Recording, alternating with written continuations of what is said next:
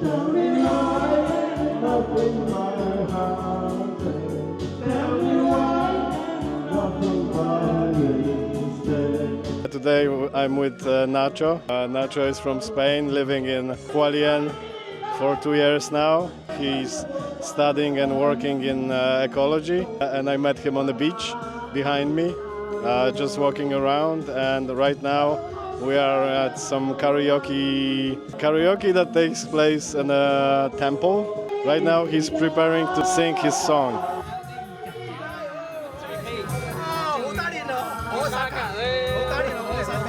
I mean, you can wait 1 hour. If you can wait, I order sing for him. I don't care, man. Huh? We were waiting. We're waiting. Okay, we wait. We wait.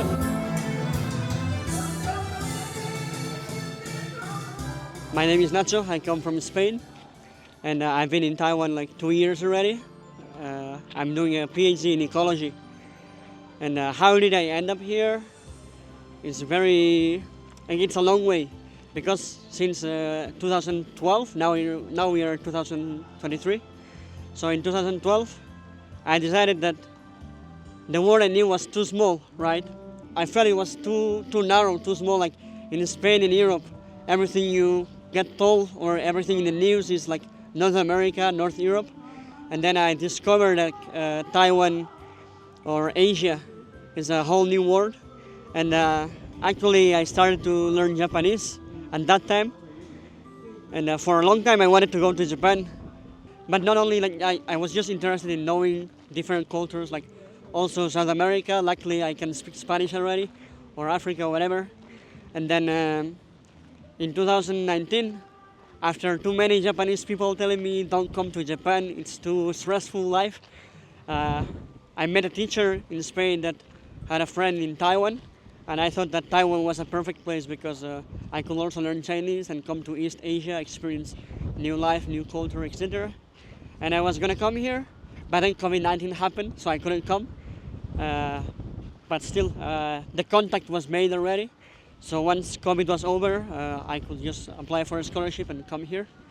And that's, long story short, how I ended up in Taiwan.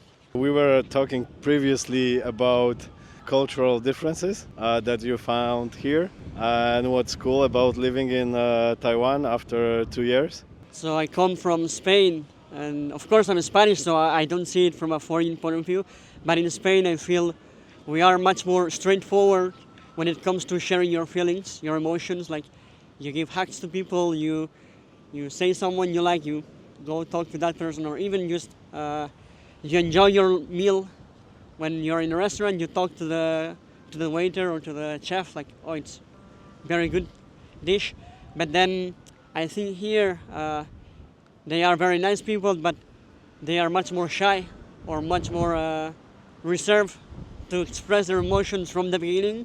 So it's a little bit cultural shock. I found sometimes it was like, oh man, it's not like everywhere you can find this. You need to either find the right people or keep digging deeper into their culture until you can find these things. And yeah, for example, today I was having lunch at this place, and there was this lady with the earplugs eating the whole lunch, and she just didn't even finish the food. She just stand up and leave, say nothing to the waiter. I think that's a little bit cold, but it's okay. I mean, not everyone is like this, but you can find these people. Or also these people, like I live in a very young area with a lot of young students, and it's very common to see them just eating together, watching their phone, like just they go eat together, but the concept of eating together is just physically together, not talking. Like they'll be watching Netflix or whatever it is, and then finish food and go. So this kind of thing is a little bit still not used to it, so to say. Or like my neighbors, I talk to all of my neighbors. It took me a while for them to talk back to me, but between them, there's not this idea of neighborhood, right? So they don't really talk between themselves, the Taiwanese, that much. Of course, you may find someone who is very nice and talks to more people, but on average, it's not the normal case. And these kind of things are the cultural shocks, like maybe negative cultural shocks, but positive ones, there are a lot. For instance, it's too safe here. I never lock my bike, no problem. I'm not afraid of not locking my bike. You know that if you have something that is yours, it's gonna be yours. And you also know that compared to Spain at least, you are much less likely to get like cheated or tricked by someone. People here are more honest, so to say, uh, and yeah, they don't take what's not theirs, or they don't take advantage of situations like in Spain. Maybe you get yourself in a place like a little bit lucky, so to say. Like maybe some people were in front of you, but somehow you ended up being in front of them, so you would say nothing, you just keep going. But here people will notice and then say these things, and it's very nice from them, very polite, and it's very nice. I really like that. And then one thing I like from Taiwan is that I think here things work well. Like the Spain is much more chaotic, like the train system or even the culture, the people here usually is more defined. Like if it says something, it's gonna happen. This thing, and it gives you more security when you wanna do a plan. When you have something to do, you know it's gonna be there.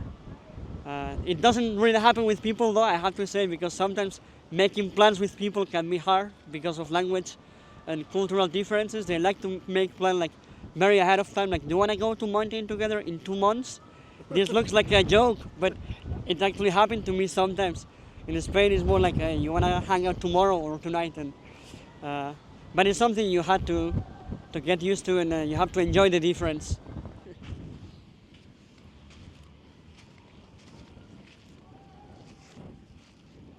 You also told me that you noticed here the crazy pet culture, right? Coming from Europe, it's shocking that sometimes I go to night market or even some shops, and you find this selling fishes in plastic bags, literally. Yeah. They just have the fishes there and for selling, and that's one thing. But another thing is you can go to the subway, the metro, or you can just. Yesterday I was having lunch in a place, and you find these people with their dogs or their cats carrying them in a small bag. Like the dog is not walking, it's just in the bag, or in a baby chair. Also sometimes I've seen that, and they just take them to very, I think, 2 small places for them, or they just. But they love their pets very much, too much maybe. But they kind of humanize them in that point of view that I think maybe it's not so healthy for the dog or the animal. I've seen these people hanging out, screaming, singing, and throwing fireworks, and then just bringing their pets together to enjoy the moment. And I'm like, no man, this is totally wrong for the cat. He's so scared. But it's how they love these animals. Of course, I'm talking about general what you can see around, but I've seen this in Taiwan. And about the wild dogs, there's also common that people just get dogs, and then when they become a little bit old, just abandon to the wild. I've heard this is a problem in the east coast of Taiwan. I don't have a friend that has done that, but some Taiwanese people told me. So it's a thing here. When it comes to pets, I also saw in Taipei a guy with a pig, and multiple times I saw like people with parrots. Yeah, true. They just carry the parrots in their shoulder and just carry them around. Yeah, I've seen talking parrots, small parrots, big parrots. And in my village, there's a guy with a goat. Literally, like, now it's like this big. It's a huge goat. And he just has a goat in his house. No one knows why, but he just has it, and he walks with around the campus with this goat. But the strangest animal I've seen in Taiwan, I was in a small village once, and I saw a small monkey in a house, and I was like, is it like animatronic, like a real monkey, or just a fake monkey? And then I got close to the house, the monkey started screaming, and I was like very surprised. And it was not a Taiwanese monkey, it was another type of monkey, so I don't know what was that, but I've seen that in here. I want it that way. Your fire, the one desire, yes it's too late, but now you got away.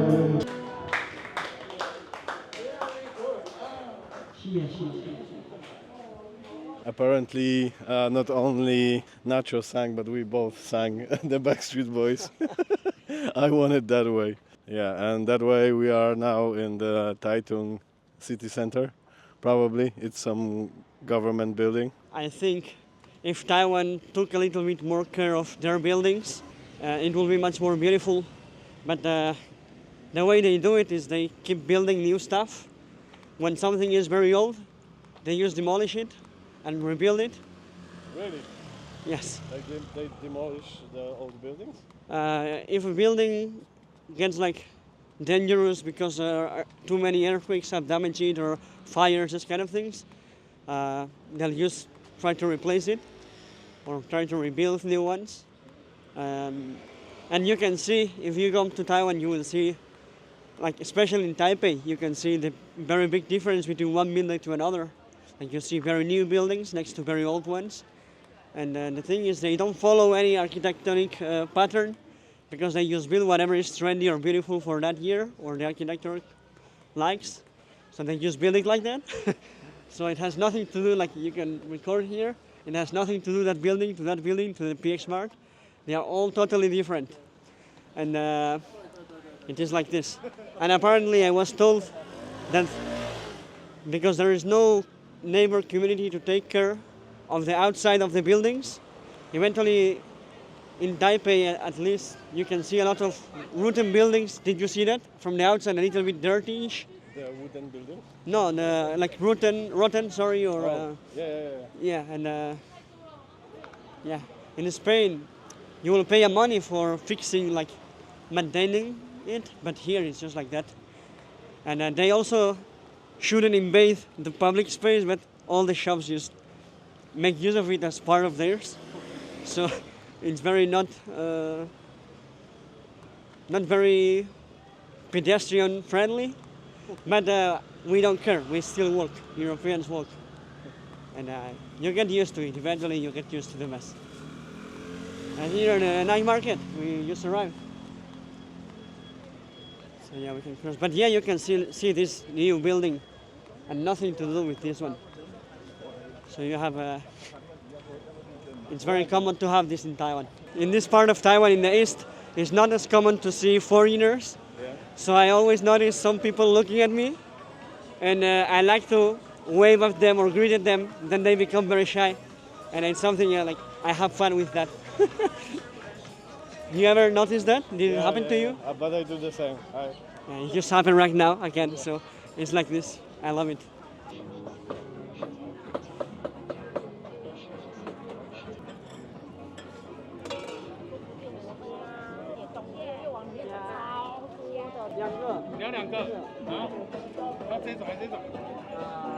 I think this has more sauce.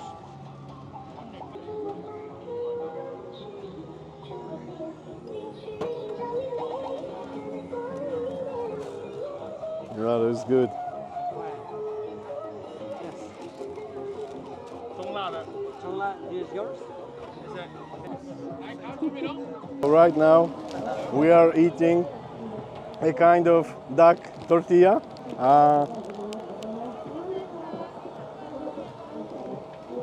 And today I'm pretty lucky because Nacho knows the language. A little bit. So my choice of food is a little less random.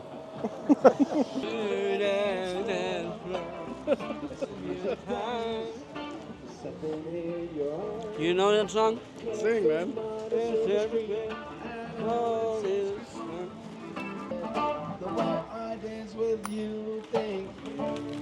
Okay, man. Now the second one.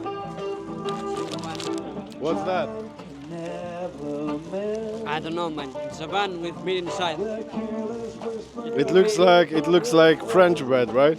Yeah, it's I was expecting more like a bagel bread, but it seems more crispy. I think it's the first time I eat like this. So let's try. Eating Taiwan. Say hi.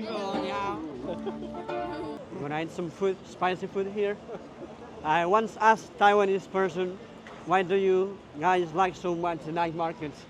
And they told me, we Taiwanese are lazy. So we want to have everything packed together so we can have games, we can have sweets, and we can have salty meals. All together we can come with family, with friends, we can hang out. You can see everyone here. And yeah, that's the idea behind. They just put everything here, everything you can find outside, concentrated here, and enjoy the night market vibes. And the music, they put very loud music. When you hear loud music, it's usually games. They make you want to play more. And what's your favorite local food? My favorite local food? My favorite, I don't really have a favorite local food, but I really like, if you come to Taiwan, you need to try the fried rice. I think it's quite good, fried rice. And yeah, I don't really have something like that stands out more than the rest. I have to say here it's a lot of fried food. So if you're not a big fan of fried food, you need to be careful. Go somewhere else. Not some, you can still find food here, but yeah, I really like the fried rice and you know, one time the weirdest thing I've eaten that not even Taiwanese eat, one Aboriginal people, they gave me a jar with pig, raw pig, What? raw pig Okay. with some seeds, and I had to ferment it inside a locked door or locked one room, like for 2 weeks, and then it became white and very chewy, and it's a fermented raw pig. I've had that once, and not even other Taiwanese people dare to try that, but it was very interesting. Let me try one. Sweet potato is the like price quality is one of the best because it's good, it's easy to eat, it's not very expensive, and when you're working and you don't know what to eat, you can always have this while you work, and I feel less Yeah, this stress. sweet potato bowl. Ah.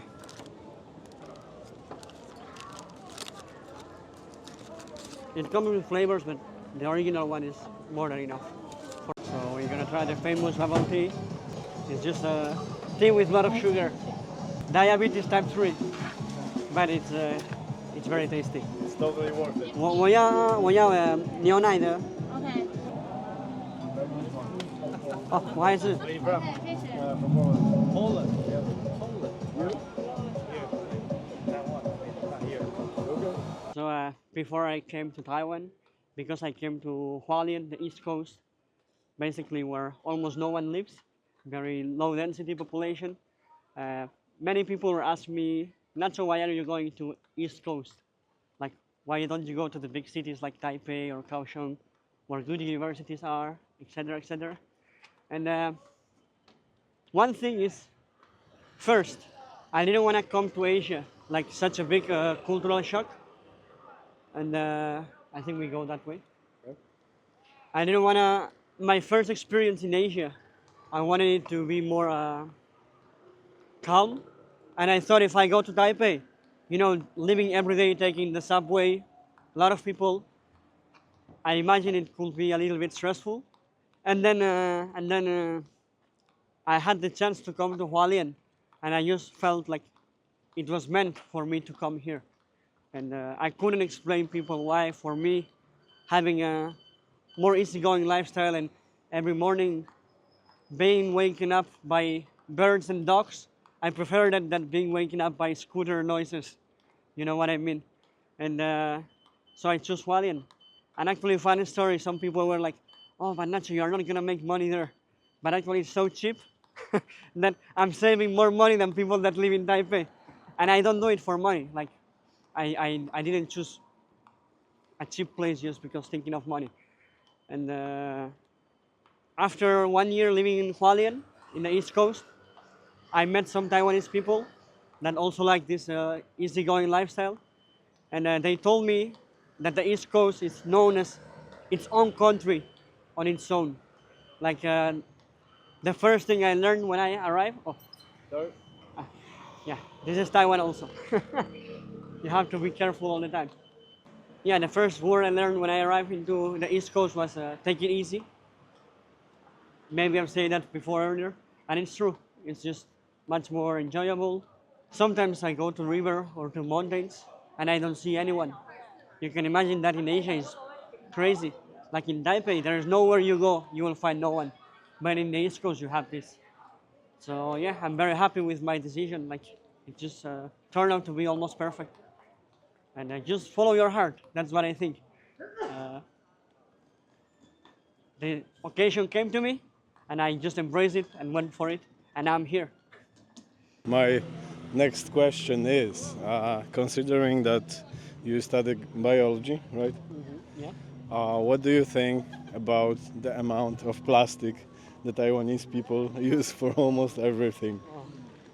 I wish it was not as much, of course. Sometimes I've discussed it with even professors in my department, and they say the excuse of COVID-19 and making it extra clean to make sure everything is isolated and whatever. But yeah, I think it's a lot of plastic, but I have to say they also recycle quite a lot of the plastic, especially plastic bottles. They do recycle a lot of that. Of course, they have no space for dumping. But yeah, as a person, I cannot change the world, the country rules. What I can do is I can try to reduce my plastic and recycle it.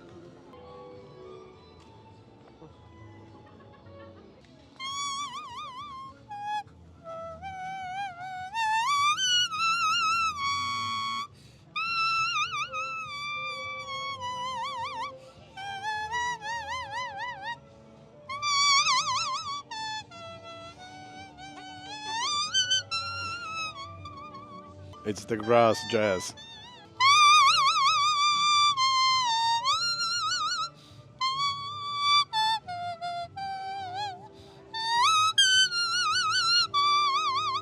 That was some hard lesson of grass jazz.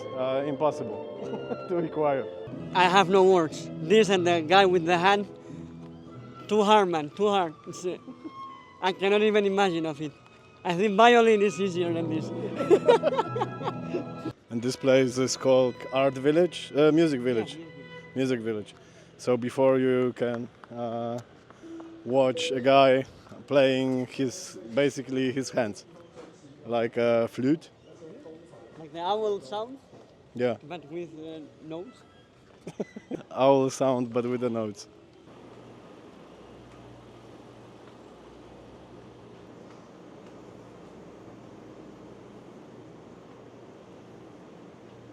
Welcome to the Taiwanese gacha machines. I don't know how to call them in English, but you get everything here from washing machine powder to toys, and sometimes you can find some beautiful ladies videos. And if you think that's not enough, here you see the washing machine powder, and here you see the Japanese adult videos. All of this is Japanese. Some are very explicit. But let me tell you, one time I got a charger for the phone. No, it was like a big box showing a phone. And then I opened the box, it's just a charger. So sometimes they also trick you a little bit. But yeah, what can you expect? You pay like 5 cents for playing that. But yeah, it's a very curious thing to find in Taiwan. So yeah, nice to anyone who may ever watch this video. Subscribe to the channel. But yeah, thank you for your time hearing me. And what I can say only is just try to be a nice person and follow your dreams, and you will not regret it. Like I like to think like I could die right now, and I think I will be happy because I'm doing what I'm meant to be doing, what my heart is telling me to. So that's what I hope to share to people, and come to Taiwan to visit or to live. It's a wonderful place.